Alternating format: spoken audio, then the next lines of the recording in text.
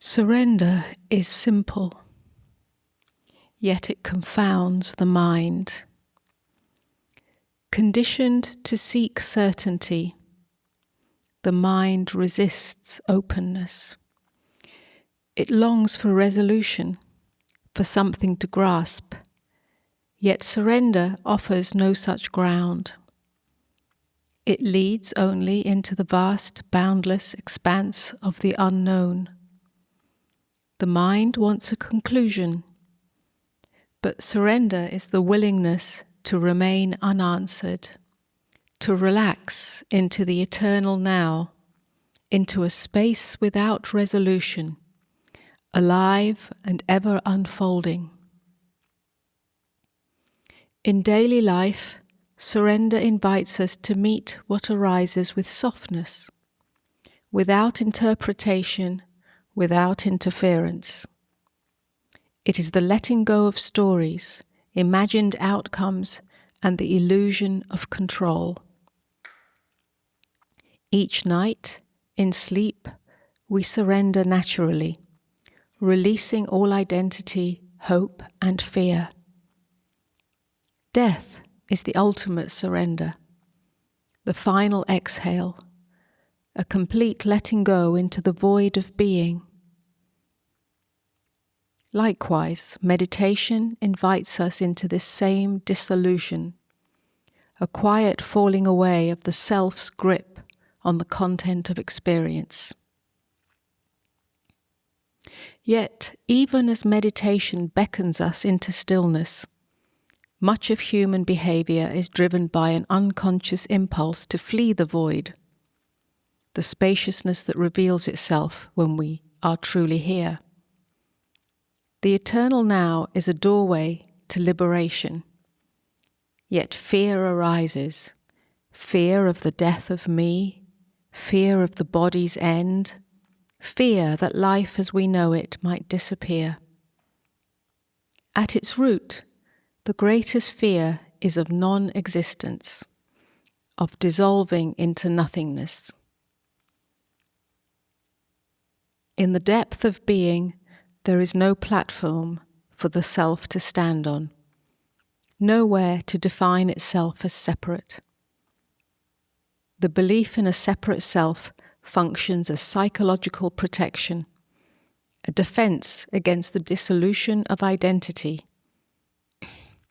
And yet, paradoxically, that very belief veils the truth. The self is not outside of life, observing it, but one with existence, inseparable and ever present. To realize this is not to adopt a new concept, but to undergo a visceral shift, a dying into direct experience. At its core, this is what the spiritual search points to, the longing to come home, to dissolve into the open space of now. We yearn for the void and yet fear it. Much of our desire for relationship, activity, or comfort stems from an unconscious attempt to fill this space of being. Harmless diversions, another cup of tea, checking the phone, keeping busy, are ways of avoiding stillness.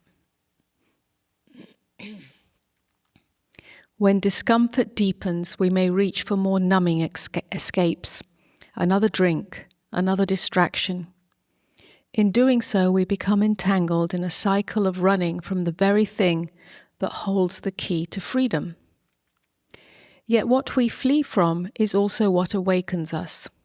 The void we resist contains a hidden aliveness. To turn toward it, rather than away, is to discover its depth and vitality.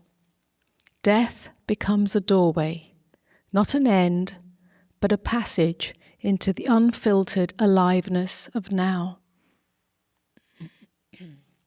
How do we enter this? By resting gently in silence. By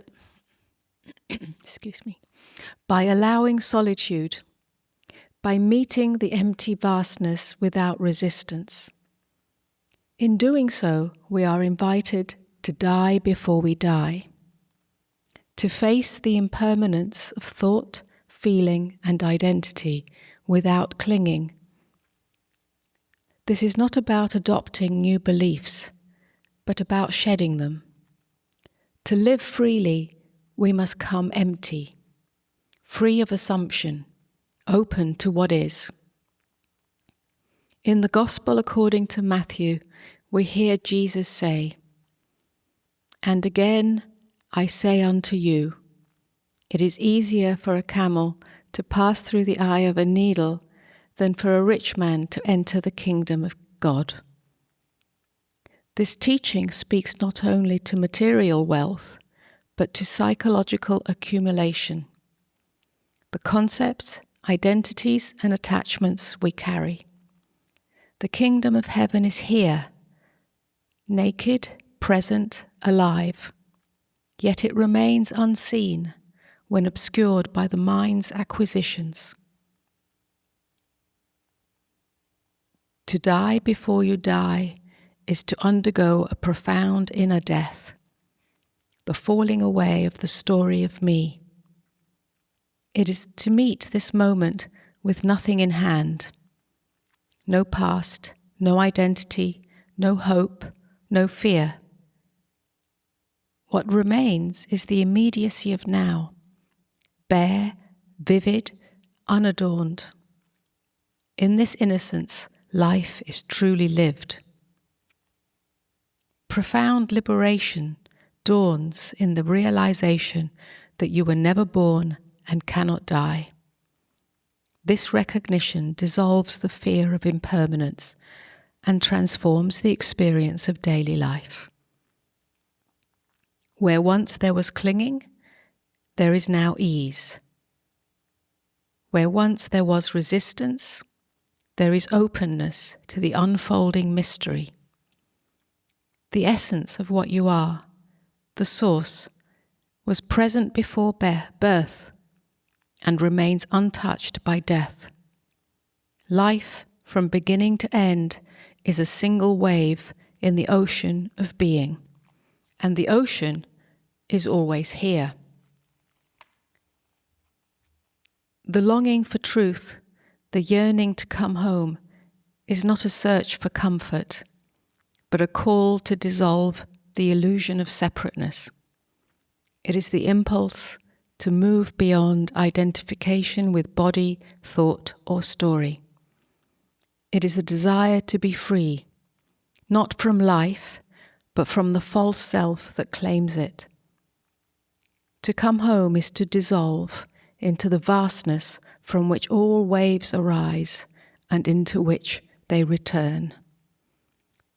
Birth does not add to the ocean. Death does not take from it. The ocean remains whole.